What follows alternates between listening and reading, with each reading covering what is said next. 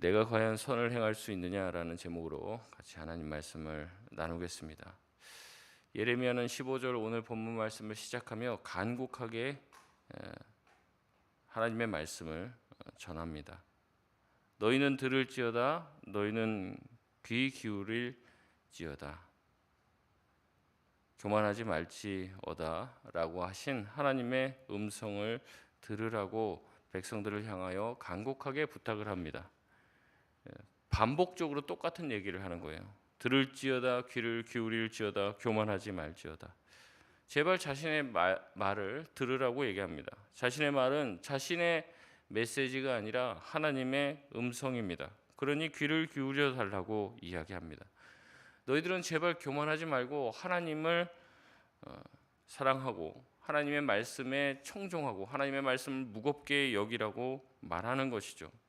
16절에 하나님의 심판이 이미 유다에게 예정되어 있습니다. 곧 멸망이 닥칠 것입니다. 그러니 하나님께 돌아와 구원을 받으라고 말합니다. 그렇지 않으면 어떻게 됩니까? 17절 말씀입니다. 우리 같이 한번 읽겠습니다. 시작. 너희가 이를 듣지 아니하면 나의 심령이 너희 교만으로 말미암아 은밀한 곳에서 울 것이며 여호와의 양떼가 사로잡힘으로 말미암아 눈물을 흘려 통곡하리라. 아멘. 선지자는 그들의 불순종으로 울고 눈물을 흘리고 통곡하게 될 것이라고 말하고 있습니다. 백성을 사랑하는 선지자들은 백성들이 불순종하고 스스로 멸망의 길을 가는 그 모습을 보면서 슬피 우는 거죠. 왜냐하면 돌이키라고, 그 길로 가면 죽는다고 아무리 말해도 백성들이 듣지 않고 여전히 멸망의 길, 사망의 길로 걷고 있기 때문에 우는 겁니다. 아무리 말해도 듣지 않으니 소용이 없습니다.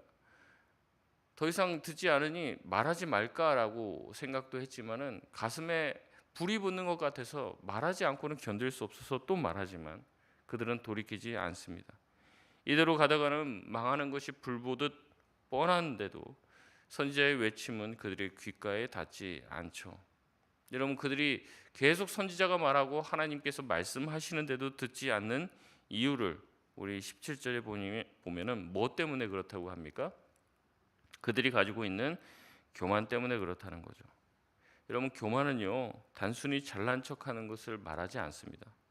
교만은 선지자의 소리와 하나님의 목소리보다 자신의 생각이 더 옳다고 생각하는 것이었습니다.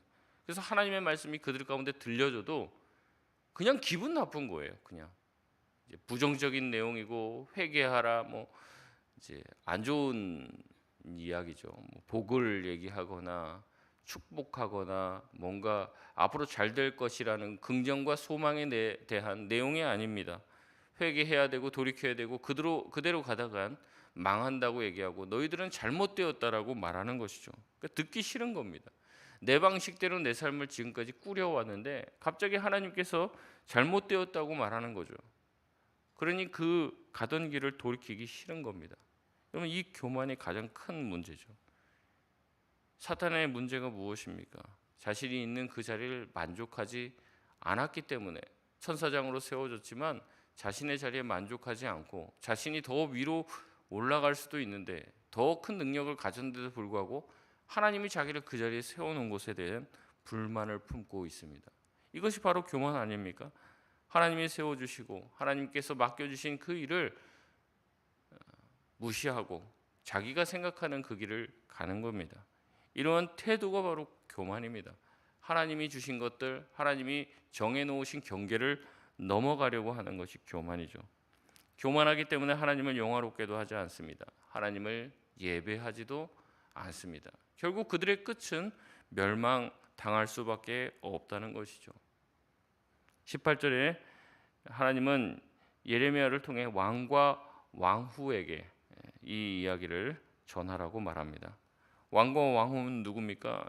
이 유다 나라의 가장 높은 권세를 가지고 있는, 권력을 가지고 있는 사람입니다.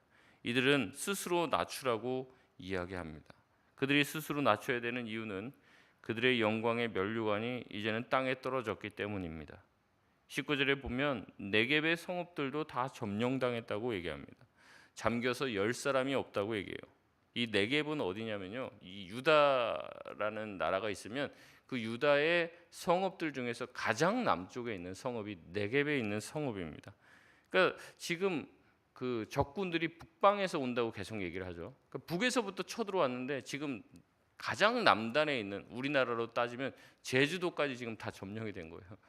뭐 부산이랑 제주도 뭐 그쪽까지 다 싹 점령이 된 거예요. 그럼 어떻습니까? 이제는 완전히 온 국토가 다 이방 민족의 그 말발굽 아래 다 짓밟히게 된 것이죠.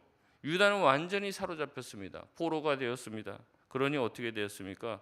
왕과 왕후는 스스로 낮춰야 되는데, 스스로 낮추고 자기들의 방식으로는 안 된다는 것을 인정해야 되는데 인정하지 않습니다. 20절에 왕과 왕후는 눈을 들어 북방에서 온 이방 민족을 보라고 얘기합니다. 그들이 누구인지, 또 그들이 무슨 짓을 하고 있는지 보라고 얘기하죠. 하나님은 하나님의 백성을 양떼로 표현합니다. 하나님께서 왕에게 양떼를 맡겼어요. 그 백성 위에, 양떼 위에 군림하라고 양을 맡긴 게 아닙니다. 그 양을 잡아서 먹고 양의 가죽을 팔아서, 털을 팔아서 먹고 살라고 준 게 아닙니다. 그 양들을 잘 돌보라고 한 것이죠. 그러나 이제는 어떻게 됐습니까? 쳐들어온 이방 민족에 의해 그들은 다 노략당했습니다. 또 어떤 일이 생깁니까? 21절 말씀입니다. 우리 21절 말씀 같이 한번 읽겠습니다. 시작. 너의 친구 삼았던 자를 그가 내 위에 우두머리로 세우실 때 내가 무슨 말을 하겠느냐? 내가 고통에 사로잡힘이 산고를 겪는 여인 같지 않겠느냐? 아멘. 유다는 북이스라엘을 무너뜨리고 자신들을 지금 위협하고 있는 아수르라고 하는 나라를 견제하기 위해서 누구와 손을 잡냐면요, 때로는 애굽과 손을 잡고 때로는 누구랑 손을 잡냐면 바벨론과 손을 잡습니다. 그러니까 지금 아수르가 북이스라엘을 무너뜨리고 자기들을 지금 힘들게 하고, 여러분 지금 요나서 말씀도 나누지만은 이 아수르, 니느웨를 중심 수도로 한 이 아수르라는 나라가 계속해서 유다를 침공하고 힘들게 한단 말이죠. 그러니까 그들이 어떻게 합니까? 이 문제를 극복하기 위해서는 하나님께 구해야 되는데 하나님께 구하지 않고 이방 민족과 동맹을 취합니다. 하나님의 손을 잡지 않고 이방 민족, 이방의 강대한 민족인 바벨론과 손을 잡게 되는 거죠. 그래서 바벨론과 친구가 되었어요.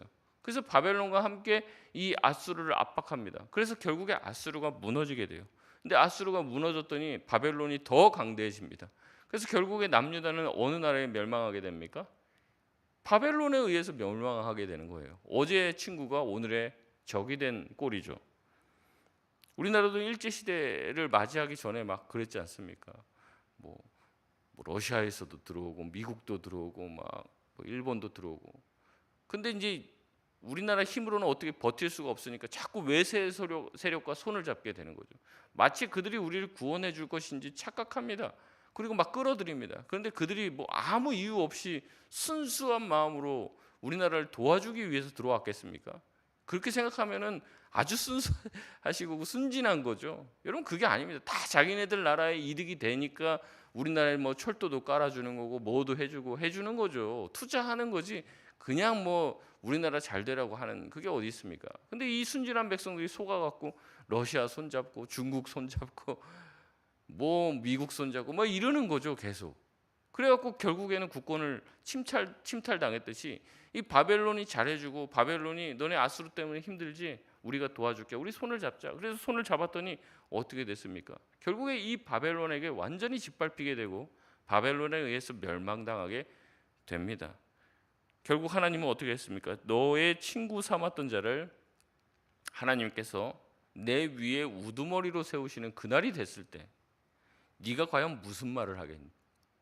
그 얘기하는 겁니다. 이 유다가 손을 잡아야 될 것은 이 바벨론이 아니죠. 하나님의 손을 잡았어야 됩니다. 근데 자기가 지금 어때요? 앞에서도 말씀드렸지만 교만한 거예요. 교만한 거. 자기 생각대로만 합니다. 이렇게 하면 이렇게 외교를 하면 잘 되겠지. 이 결국에 유다가 멸망한 이유를 세계에 있는 이 역사학자들은 외교의 실패다, 군사의 실패다, 그렇게 평가를 해요. 근데 우리는 보면은 알지 않습니까? 뭐의 실패입니까? 결국 신앙의 실패입니다. 신앙인이면서도 하나님의 손을 잡지 않고 자기 나름대로의 길을 개척해 보려고 했던 이 시도가 결국에 그들을 멸망으로 이끌게 되었다는 거죠. 그들이 생각했던 그 친구가 자기를 배반하게 되는 날이 온다는 겁니다. 그날에 하나님이 물을 거라는 거죠. 네가 도대체 무슨 말을 하겠느냐? 도대체 네가 선택한 그 길이 내가 말한 그 길이 아니라 네가 선택한 길대로 갔는데 결국의 결과가 어떻게 되었느냐? 할 말이 없다는 거죠. 그들의 고통은요, 보면은 산고를 겪는 여인과 같을 것이라고 이야기합니다. 하나님을 의지해야 될 유다는 이방 나라와의 동맹을 통해서 국가의 안보를 지키려고 했습니다. 그러나 그런 방법으로 되지 않습니다. 결국에 친구였던 바벨론은 유다의 우두머리가 되어 그들을 다 사로잡아 끌고 가고 통치하고 유대 나라를 쑥대밭으로 만들고 성전을 완전히 무너뜨려서 돌 위에 돌 하나도 남지 않도록 만들어 버립니다. 바벨론으로 끌려가는 그 과정 또한 비참하게 이를 데가 없었습니다. 옷이 다 벗겨지고 손발에 착고를 차고 끌려갑니다. 마치 상고를 겪는 여인과 같이 비참한 고통 가운데 놓이게 된 것이죠. 22절의 왕과 왕후는 이렇게 얘기할 거라고 얘기합니다. 어찌하다가 이런 일이 닥쳤는고. 어찌하다가 이런 일이 닥쳤는고. 그러면서 어떻게 합니까? 자기의 지나왔던 선택의 시간들을 다시 한번 복귀하는 거예요. 아, 우리가 그때 바벨론이 아니라 다른 나라랑 손을 잡았어야 됐나? 막 이런 식의 어떤 생각을 막 하겠죠. 그런 복귀를 하면서 더 나은 선택을 생각하고 후회를 하겠지만 하나님은 너희들의 죄악 때문에 이 모든 일이 생겼다라고 말씀을 하며 너희가 지은 그 죄악 때문에 너희 치마가 들리고 발꿈치가 상하게 되는 일이 발생할 것이라고 얘기합니다. 그 당시에 그렇게 했다고 합니다. 이 노예들이 도망가잖아요. 도망가니까 아킬레스건을 끊어놓는 거예요. 그럼 그게 나중에는 나서도 뛰지를 못합니다. 뛰지를. 이런 일이 그들에게 발생했다는 거죠. 그들의 멸망의 이유는 교만입니다. 하나님을 향한 죄악 때문이었지 국력의 문제나 외교와 군사의 문제가 아니었습니다. 그들은 망하는 도중에서도 선지자의 말을 듣지 않습니다. 다른 길은 다 선택해 보려고 애를 쓰고 노력하고 계산을 하지만 그 자기들이 설정한 그 계획 안에 하나님께 돌아가는 계획은 아예 없습니다. 어쩌다가 이런 일이 생겼는지 후회하지만 자신의 선택을 되돌릴 수 있는 방법은 전혀 없습니다. 결국 하나님의 백성은 하나님께 돌아가야 한다고 하나님은 예레미야를 통해 말씀하시죠. 하나님은 가망 없는 그들을 향해 23절에 이렇게 얘기합니다. 굿수인이 피부를 표범의 반점을 변하게 할 수 있겠느냐. 굿수인은 이 아프리카 지역에 있는 사람입니다.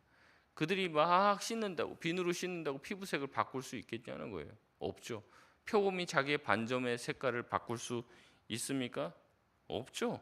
변하게 할 수 없습니다. 그러나 그것을 할 수 있다고 너희들이 생각한다면 악에 찌든 너희들도 선을 행할 수 있을 것이다. 하나님 비꼬면서 얘기하는 겁니다. 너희들은 언제든지 선을 행할 수 있을 거라고 생각하지만 평생 악을 행해온 이스라엘 백성이에요. 악의 뿌리가 얕은 게 아닙니다. 아주 깊이 내려가 있습니다. 마치 피부색처럼 완전히 착색되어 있고 태생적인 반점처럼 몸에 새겨져 있습니다. 절대 바꿀 수 없는 상태가 된 것이죠. 이스라엘 스스로는 어떤 변화도 꿈꿀 수 없습니다. 어떤 소망도 없습니다. 하나님은 모든 구원의 손길을 다 차단하십니다. 왜 차단하실까요? 하나님께 돌아오라는 거죠. 하나님을 바라보라는 거죠. 사방의 모든 그들을 도울 수 있는 것들을 다 막아버립니다. 그래서 하늘을 바라보라고 얘기하죠. 그래도 하나님을 바라보지 않는 것이 이 이스라엘 백성들이에요.